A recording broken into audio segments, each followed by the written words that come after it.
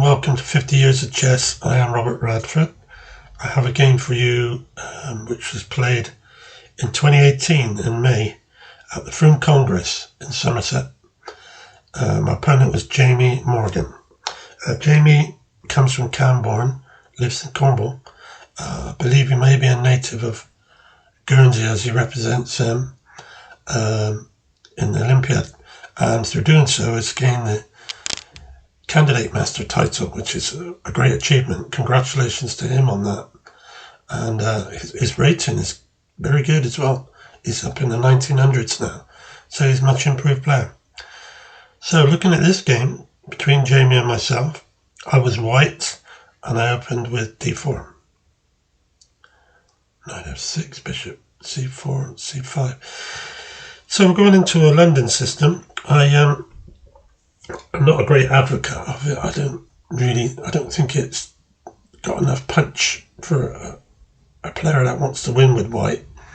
But it has got quite a good record. It's solid, and it's a little bit like how to get your bishop out in a caracan before you shut the door with e6. In this case, e3. There you go.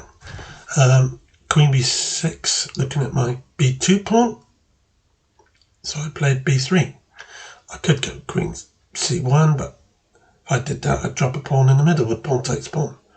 So now b3 is fine. g6 is going to fianchetto that side. I play bishop d3. And now c3. My position's very good. He's still got two pieces to get out. I've got one. So it's only nothing in the Stockfish rating at all at the moment. Stockfish showing anything. +3 for me, plus 0.3, which is nothing really. It's not significant. So we exchanged bishops there after I prompted the bishop. He castled, I played knight d2. Jamie took in the centre and I retook with the c pawn. And now he's moved this rook open onto the half-open file. So I did the same with my rook. And now he's attacking the a2 and d3 square.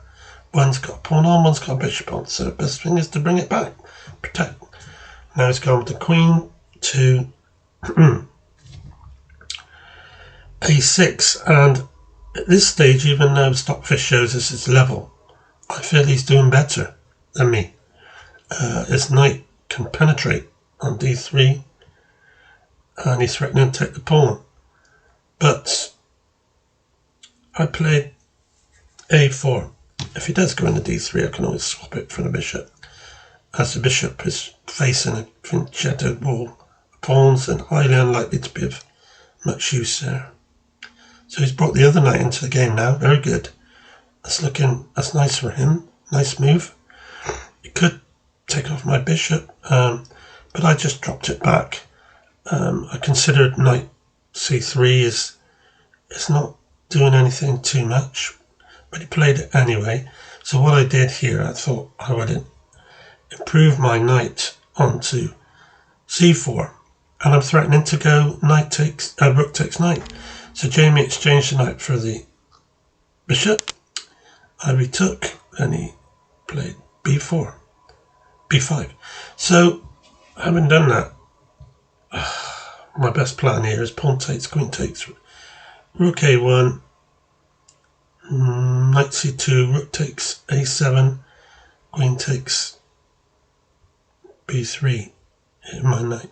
So, this is what happened. Exactly that. So, do I continue from here? I think, I've got to move the knight, so the best place has to be surely knight d2. He drops it back to b4, hitting the knight.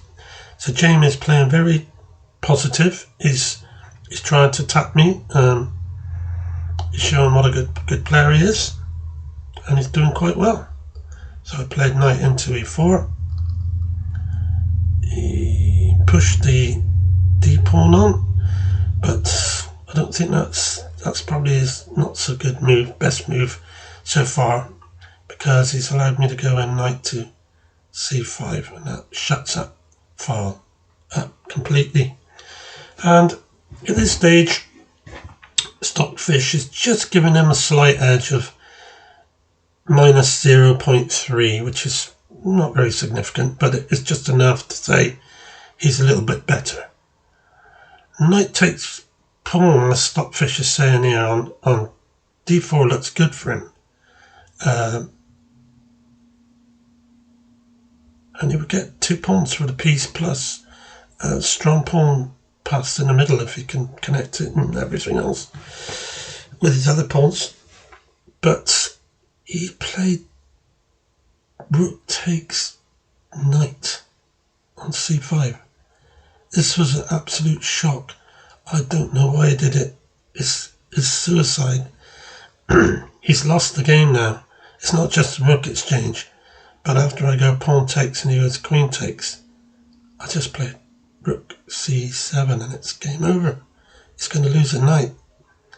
He would just have a queen, rook and bishop against 2 rooks, queen and bishop. He'd be a whole rook down. I don't know why he did this. It was just a lack of concentration on his part. I think he just didn't plan it out in advance, and I think he thought it looked the right thing to do, but he seemed very disappointed afterwards, and I don't blame him, because if anything we were equals at that point in the game, and it's a shame, but it happens. I've done things like that myself. I look at it afterwards and I think, whatever did I do that? What was I thinking of? And I'm sure that's what happened in Andy's case. It was a tragic thing that took place, but it's what you call a blunder, and it happens. That's all I can say. So anyway, thank you for sharing this, allowing me to share this game with you. And if anything, it teaches us, doesn't it, that we have to calculate everything, and calculate and keep on checking, and check again. Wasn't it Lasker who said, when you think you found a good move, look for another? It might be a better move, or something like that. So there you are. I'll speak with you again, and I'll show you another game very soon. Thank you.